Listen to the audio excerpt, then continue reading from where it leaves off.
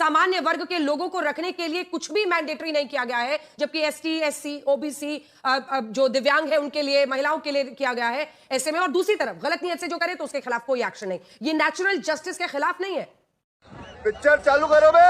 मालूम क्या है अंजना जी, आप तस्वीर चला रही थी अभी रोहित वेमुला की, 1 दशक हो गए उनकी मृत्यु को, पर क्या वो रुक गया कास्ट बेस्ड डिस्क्रिमिनेशन? अभी महीना भर नहीं हुआ, पल्लवी नाम की बच्ची की इंस्टीट्यूशनल हत्या हुई, वो रुकता नहीं है। तुम्हें शर्म है कुछ? पर प्रॉब्लम ये है, आपको मालूम है, वही दर्शन सोलंकी की मां, रोहित वेमुला की मां और दर्शन और पायल तड़वी की मां, तीनों लोग कोर्ट गए क्योंकि उन्होंने तो अपने बच्चों को खोया था ना।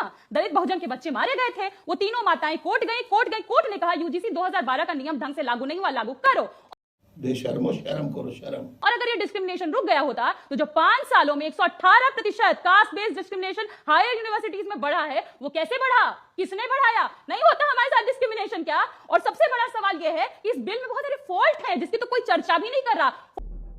फॉल्ट ये है, ये कह रहे हैं कि वही यूनिवर्सिटीज इंक्लूड होंगे जो यूजीसी के नीचे आएंगे। अब मैं आपको बता दूं, IIT 23 IITs 21 IIMs तो यूजीसी के नीचे आते ही नहीं, तो वहां तो ये नियम लागू ही नहीं होगा। आपने इक्विटी कमेटी का हेड किसको बनाया है? जो डी फैक्टो हेड होगा वो वाइस चांसलर होगा। अब इस देश में चलिए वाइस चांसलर को देखते हैं। 45 केंद्रीय विश्वविद्यालय और इनमें मात्र 1 दलित वीसी, 1 ST वीसी और 5 OBC वाइस चांसलर। ये सब क्या देखना पड़ रहा है? अच्छा है मैं अंधा हूं।